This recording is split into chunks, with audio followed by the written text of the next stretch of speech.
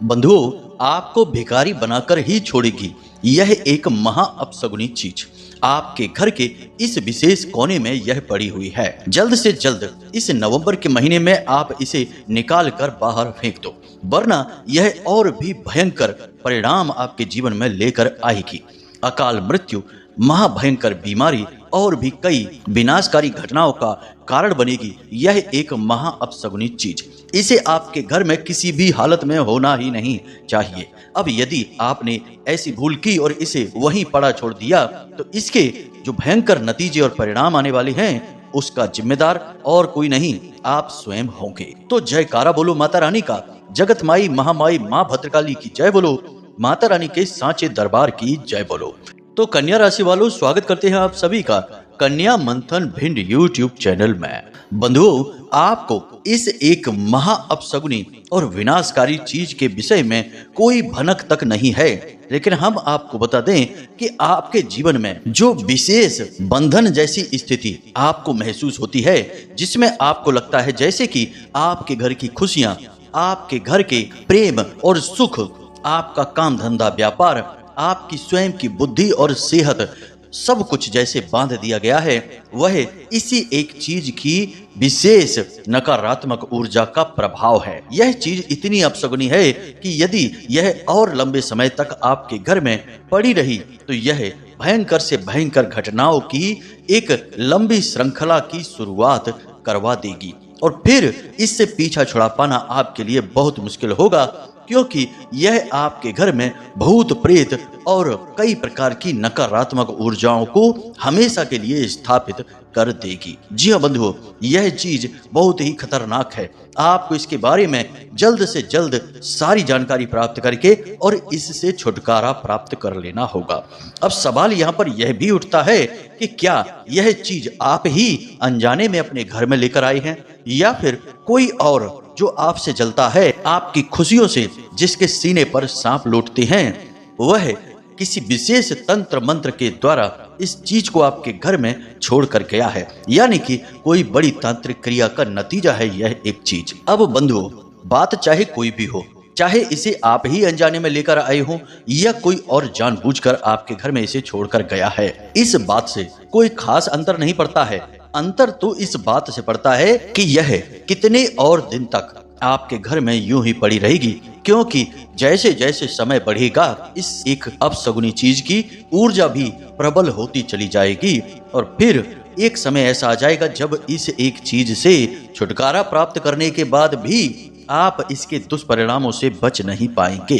तो सबसे महत्वपूर्ण बात यह है कि इस चीज के बारे में आपको पूरा ज्ञान प्राप्त करना है, फिर इससे छुटकारा प्राप्त करने की विधि को जानना है, क्योंकि नकारात्मक चीजों को यूं ही उठाकर कहीं बाहर फेंक देने से उससे छुटकारा प्राप्त नहीं हो जाता है। उनकी कई प्रकार की नकारात्मक ऊर्जाएं होती हैं जो उसी स्थान पर स्थापित हो जाती हैं।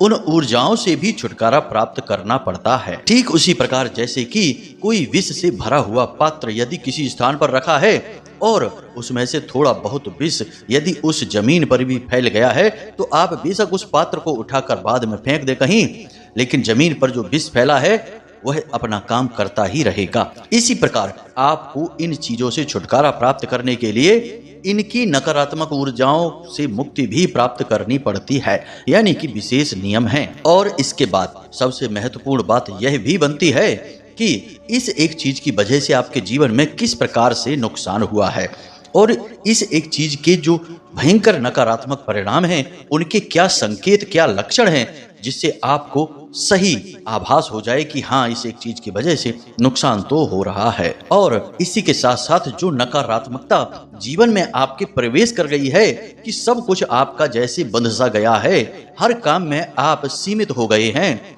यहाँ तक कि आपके सोचने विचारने तक की शक्ति सीमित हो चुकी है, आप अधिक दूर तक का विचार तक नहीं कर पा रहे हैं, आपकी खुशियां, आपके सुख दुख सब कुछ बांध दिया गया है, उससे आपको छुटकारा कैसे प्राप्त होगा। आज का यह जो कार्यक्रम है यह बहुत ही ज्ञानवर्धक है और हम तो यहाँ तक कहेंगे कि यह आपके लिए संजीवनी बूटी से कम नहीं है, क्योंकि संजीवनी बूटी भी वही कार्य करती है कि निष्प्राण हुए निस्तेज हुए शरीर में प्राण फूंक देती है।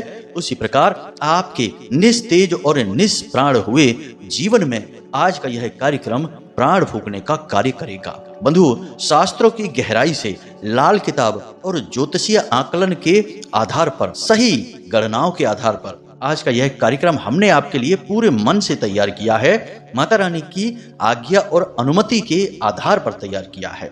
हम जो भी कार्य अपने जीवन में करते हैं, पहले माता रानी से आदेश जरूर प्राप्त करते हैं, अनुमति अवश्य लेते हैं, और जब माता रानी सहमति दे देती हैं सांकेतिक रूप में, तो हम कार्य आगे बढ़ाते हैं।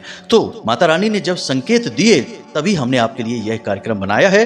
तो कहने का मतलब यह है कि माता रानी की खुद की मर्जी है कि आप इस कार्यक्रम को अब इस समय पर देखें, क्योंकि इस नवंबर के महीने में आपके जीवन काल में बहुत बड़े परिवर्तन होने वाले हैं। जीवन में कुछ ऐसा होने वाला है कि आपके जीवन की दशा और दिशा पूरी तरह से बदल जाएगी।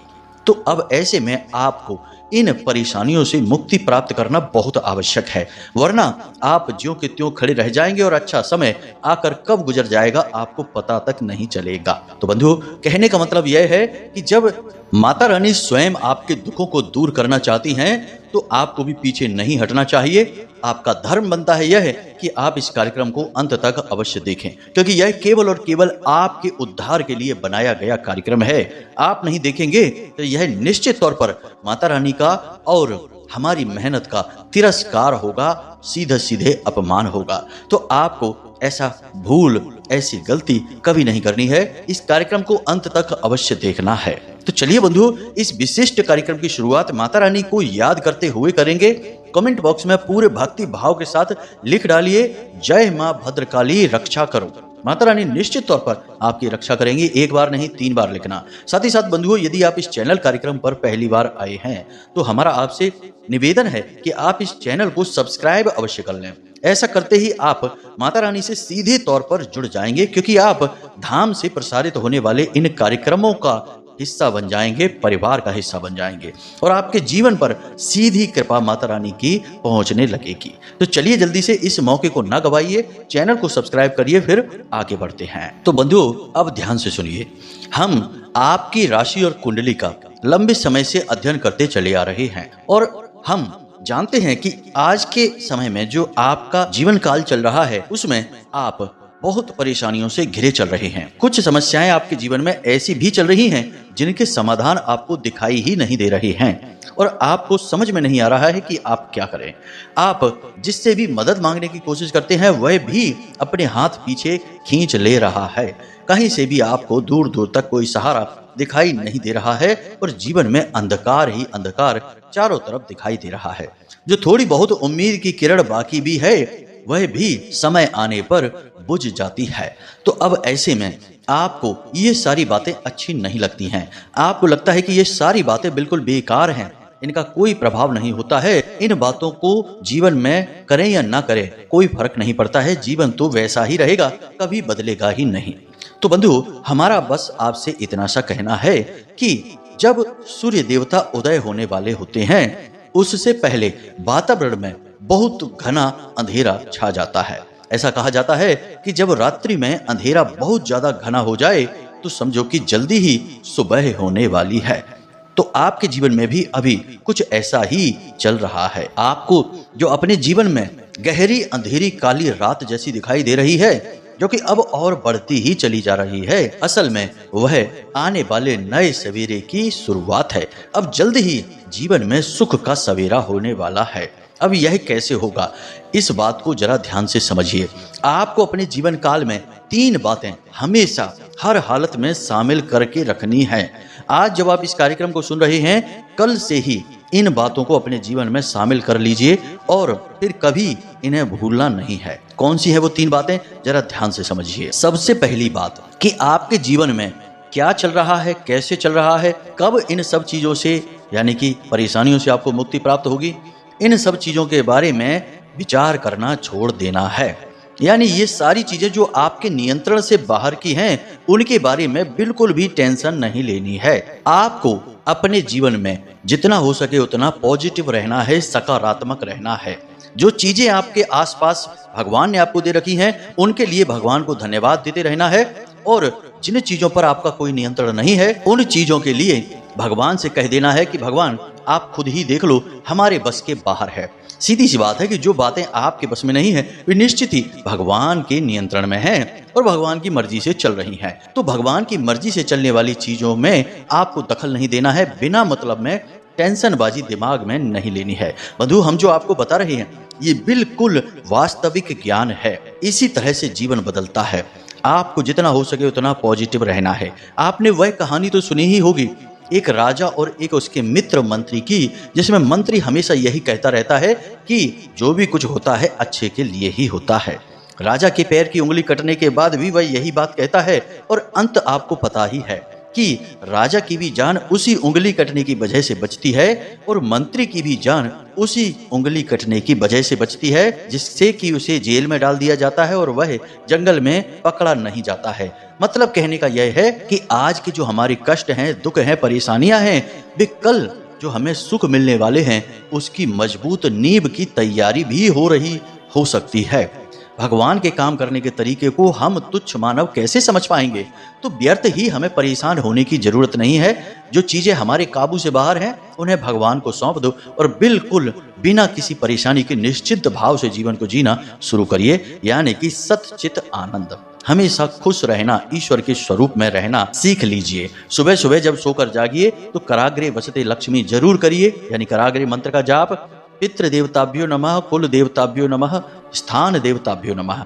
इन मंत्रों का 3-3 बार जाप अवश्य करना है अपने बिस्तर पर बैठे बैठे ही।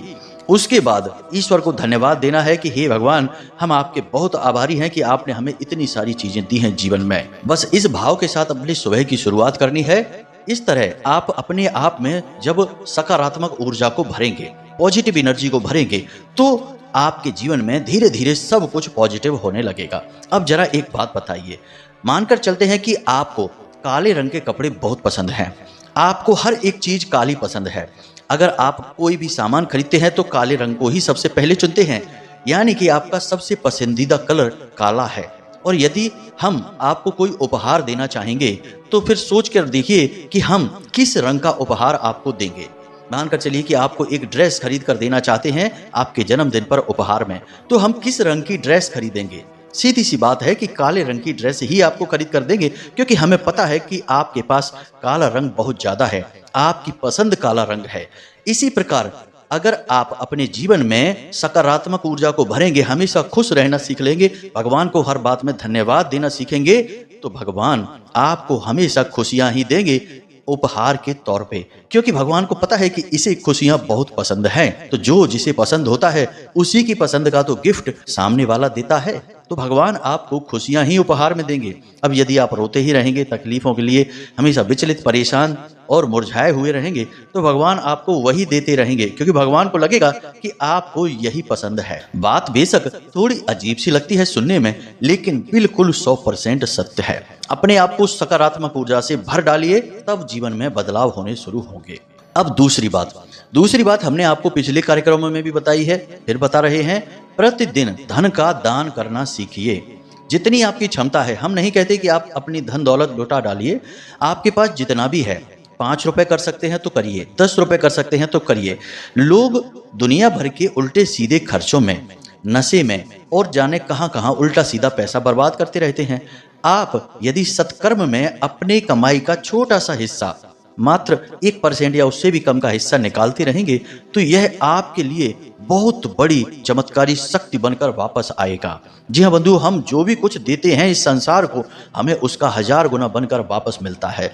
तो हम अपने धन में से यदि छोटी सी रकम दान करना शुरू कर दें, प्रतिदिन मंदिर में जाइए, 5 रुपए का एक सिक्का दान पात्र में डालकर आइए, प्रतिदिन का यह नियम बनाइए, और आप देखेंगे कि कैसे आपकी धन की समस्या कुछ ही दिनों में गायब होनी शुरू हो जाएगी। अब तीसरी चीज, ये 2 बातें हमने आपको बता दी, तीसरी बात इन सब से भी अधिक महत्वपूर्ण है।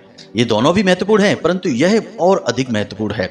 यह बहुत ही गुप्त और स्वयं भगवान भोलेनाथ के द्वारा बताई गई विद्या है। जी हाँ, शिव सूत्रम में इसके विषय में चर्चा मिलती है। इसे स्वर विज्ञान कहा जाता है। भगवान भोलेनाथ कहते हैं कि हर एक इंसान के शरीर में, सूक्ष्म शरीर में 3 नाड़ियां होती हैं, एक ईड़ा, एक पिंगला और एक सुषुम्ना। ये 3 नाड़ियां में उस इंसान के प्राण बसते हैं और उसके जीवन की दशा और दिशा यही निर्धारित होती है। तो अब आपको क्या करना है, आपकी नासिका के जो 2 छिद्र हैं उनमें से लगातार श्वास बाहर आती रहती है। तो दोनों छिद्रों में से एक बार में श्वास बाहर नहीं आती, कभी बाईं तरफ के छिद्र से और कभी दाहिने तरफ के छिद्र से श्वास बाहर आती है। अब जो दाहिनी नासिका छिद्र से श्वास बाहर आती है उसे हम सूर्य स्वर कहते हैं और बाईं तरफ से जो श्वास बाहर आती है उसे हम चंद्र स्वर कहते हैं। यानी कि यह दाहिनी तरफ की ईड़ा नाड़ी और बाईं तरफ की पिंगला नाड़ी। उम्मीद है आप समझ रहे हैं कि हम आपसे क्या कहना चाह रहे हैं। अब आपको जब भी अपने जीवन में कोई महत्वपूर्ण कार्य करना है तो आप चंद्र स्वर में ही उस कार्य को करिए। यानी कि शुभ कार्य, आप चाहते हैं कि इस कार्य में आपको कामयाबी मिले, किसी को पैसा देना है, कोई सामान खरीदना है, किसी से अच्छी डील करनी है, कुछ भी ऐसा कार्य जो आपके जीवन में महत्वपूर्ण भूमिका रखता है, तो इंतजार करिए कि आप बाईं तरफ से जब श्वास बाहर आए यानी चंद्र नाड़ी जब चल रही हो उस समय आप इस कार्य को करें तो आपको अद्भुत कामयाबियां प्राप्त होंगी। इसी प्रकार जब आपको अधिक मेहनत की आवश्यकता है, यानी कि जब आप शरीर से बहुत मेहनत करना चाहते हैं, कोई ऐसा कार्य है जिसमें आपको शारीरिक बल बहुत अधिक लगाना है, तो आप दाहिनी तरफ से जब स्वर चले यानी दाहिनी तरफ की नासिका छिद्र से श्वास बाहर आए उस समय उस कार्य को करिए तो आपको उसमें बहुत अधिक कामयाबी हासिल होगी। इसी प्रकार जब आप सुबह सोकर जागें और बिस्तर से पैर जमीन पर रखें तो जो भी स्वर आपका चलता है, यदि बाएं स्वर चलता है, चंद्र स्वर चल रहा है तो बाएं पैर को जमीन पर रखें, यदि सूर्य स्वर चल रहा है तो दाहिने पैर को जमीन पर रखें। इसी प्रकार घर से बाहर जब महत्वपूर्ण कार्य करने के लिए निकलें तो चंद्र स्वर में बाएं पैर को बाहर निकालें घर के मुख्य दरवाजे से और सूर्य स्वर में दाहिने पैर को घर से बाहर निकालें। इस प्रकार जब आप किसी कार्य को करने के लिए निकलेंगे तो आप स्वर विज्ञान के अनुकूल अपने जीवन को जीना शुरू कर देंगे और आप देखेंगे कि जब आप इस तरह विचार करके कार्य करना शुरू करेंगे तो आपके जीवन में अद्भुत सकारात्मक ऊर्जा भरेगी। ना जाने कहां से आत्मविश्वास आपके जीवन में दौड़ा चला आएगा और आत्मविश्वास के पीछे पीछे आपकी खुशियां, धन दौलत और आपकी सारी मनोकामनाएं भी दौड़ी चली आएंगी। बंधुओं, ये 3 कार्य आपको अपने जीवन में हर हाल में शामिल कर ही लेने हैं। ये बातें जो हमने आपको बताई हैं ये शास्त्रों में कई जगह बताई गई हैं। इनका वर्णन मिलता है श्री सुखदेव जी के द्वारा, श्री सूत जी के द्वारा, महर्षि वेदव्यास जी के द्वारा कई जगहों पर इनके विषय में चर्चा की गई है। अलग अलग ऋषियों ने इसे अलग अलग रूपों में समझाया और बताया है। लेकिन आज के इस भौतिकवादी संसार में मानव सब कुछ अपने हाथों से करना चाहता है और तुरंत नतीजे मांग रहा है। आदमी कहता है कि आज मैं काम करूं और कल ही मुझे दुनिया भर की दौलत मिल जाए, सारी दुख तकलीफें दूर हो जाएं, परंतु ऐसा होता तो नहीं है। आपने आज बीज लगाया और कल ही फल नहीं मिलेंगे खाने को। हर एक चीज का एक निश्चित समय होता है। आपकी यदि तैयारी मजबूत है तो समय थोड़ा बहुत कम हो सकता है, परंतु समय तो लगेगा ही। तो आपको भी इन बातों को अपने दिमाग में रखना है। अब ये 3 कार्य आपको करने हैं, तभी आपके जीवन में जो नकारात्मकता के बादल छा गए हैं, अंधेरा सा महसूस हो रहा है, वह छटना शुरू हो जाएगा। हम तो प्रतिदिन इन कार्यों को करते हैं और हम जिन लोगों को भी जानते हैं उन्हें भी इन कार्यों को करने के लिए प्रतिदिन लगातार प्रेरित करते हैं और बहुत सारे लोगों के जीवन को हमने अपनी आंखों से बदलते देखा है। बहुत से लोग शराब पीने के आदी थे। इन 3 आदतों को उनके जीवन में जोड़ते ही उन्हें शराब से चिढ़ होने लगी। आज वे शराब मुक्त जीवन जी रहे हैं। कुछ लोगों को जुआ, कुछ लोगों को गलत आहार जैसे मांसाहार वगैरह की आदत थी, उन सब से भी मुक्ति प्राप्त हो गई। जब आपके अंदर ज्ञान का प्रकाश जागता है, सकारात्मक ऊर्जा भर जाती है, तो नकारात्मक चीजों से आपको दुर्गंध आने लगती है। जो चीजें आपको पहले बहुत अच्छी लगती थी, जैसे शराब पीना या कोई गलत कार्य करना, उन सब से आपको चिढ़ होने लगती है। यही है सकारात्मक ऊर्जा को अपने अंदर भरने का एकमात्र शक्तिशाली तरीका। तो आपको इन आदतों को अपने जीवन में अपना लेना है। अब बात करते हैं उस एक चीज के विषय में जो आपके घर में और आपके जीवन में परेशानियों का मुख्य कारण बनी बैठी है।